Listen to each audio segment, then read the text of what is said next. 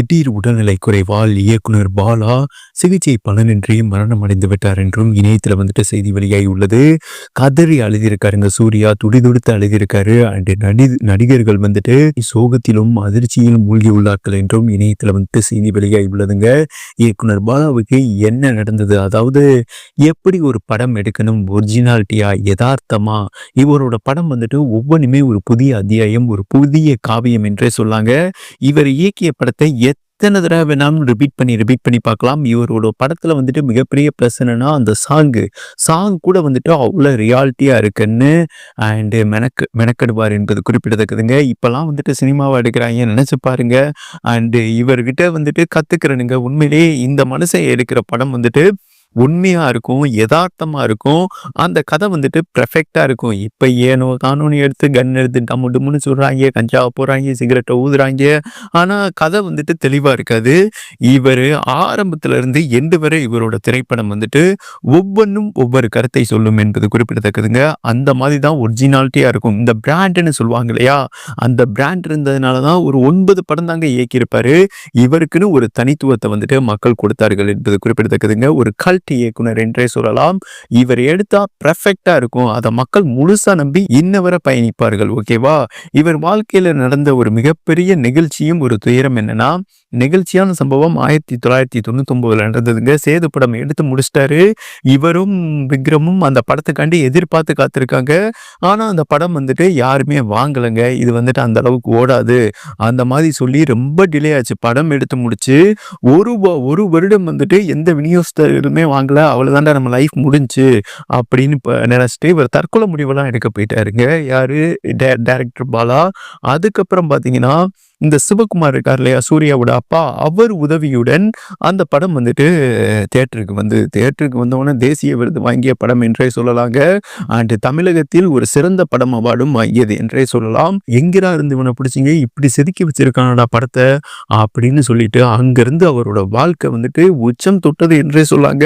எப்படி Rajinikanth, கமலஹாசனுக்கெல்லாம் fans following இருக்காங்க, அந்த மாதிரி இவர் செதுக்கிட்டார் என்றே சொல்லாங்க. பாலா படமா கண்ணை முடிக்கிட்டு எல்லாருமே பார்க்க போயிடுவாங்க. ஏன்னா அதுல ஒரிஜினாலிட்டியா இருக்கும்.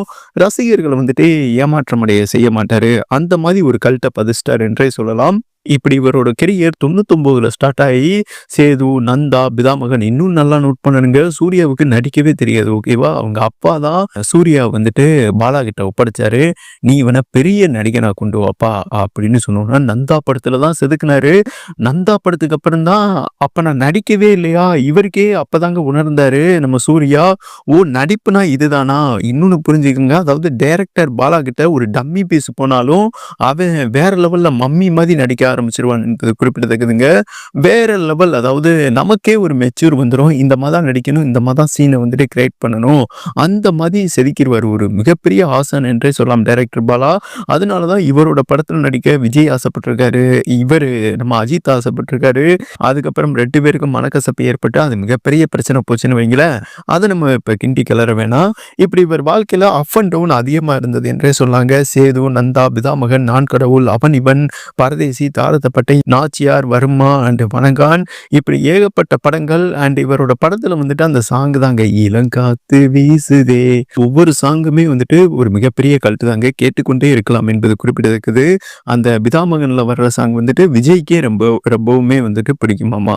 ஓகே, இவரோட லைஃப் இதுவரை நிகழ்ச்சியா தாங்க இருந்தது. இவரோட லைஃப் எங்கே பிரேக் டவுன் ஆச்சுன்னா 2022ஆம் ஆண்டு 99ல இருந்து ஒரு 2015 வரை இவரோட வாழ்க்கை கொடிகட்டி பறந்ததுன்னு வைங்களேன். அதுக்கப்புறம் இவர் இயக்கிய படம் கொஞ்சம் கொஞ்சமாக பிளாக் மார்க்காக, அதாவது தோல்வியை சந்திக்க இவர் ரொம்ப டிப்ரெஷன் ஆகிட்டாருங்க. டிப்ரெஷன் ஆகும்போது இவர் ஒரு தனி ரகம்னு வைங்களேன். இவரோடலாம் எந்த ஒரு பெண்ணுமே வாழ முடியாதுங்க. ஒரு டிஃப்ரெண்ட்டாக இருப்பார், ஒரு அகோரி மாதிரி இருப்பார்னு வைங்களேன். பல ஹீரோக்களை அடிப்பார். எனக்கு ஒரிஜினாலிட்டியாக இருக்கணும், ஒரு திரைக்கதைக்கு ஏற்றவாறு அந்த கதாபாத்திரம் இருக்கும்னா அடிச்சு நொறுக்கிடுவாரு. சூர்யா கூட இப்ப ஒரு படத்துல கமிட் ஆனாரு, அந்த வணங்கான் படத்துல தான் நொறுக்கி விட்டாருன்னு வைங்களா. அதான் வேணவே வேணாம்னு ஓடியே போயிட்டாருங்க. அவருக்கு பதில தான் அருண் விஜயை வச்சு அந்த படத்தை டைரக்ட் பண்ணார் என்பது குறிப்பிடத்தக்கது. அந்த படம் ஃபிளாப் ஆயிடுச்சு. மனைவி இவரோட வாழவே முடியல. இவர் ரொம்ப ட்ரிங்க்ஸ் சாப்பிடுவாருங்க, கஞ்சா அடிப்பாரு, ஏன்னா அகோரியோட அதிகமா சுத்துவாரு.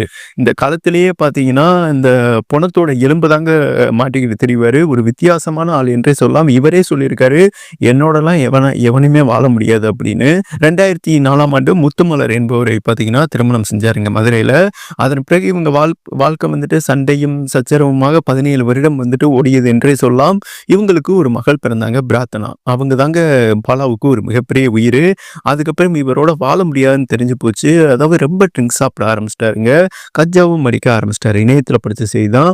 அதுக்கப்புறம் அவங்க பரஸ்பரமா இனிமே உன்னோட வாழ முடியாதுன்னு பிரிஞ்சுட்டாங்கன்னு வைங்களேன். மகளையும் கூட்டிட்டு போயிட்டாங்க.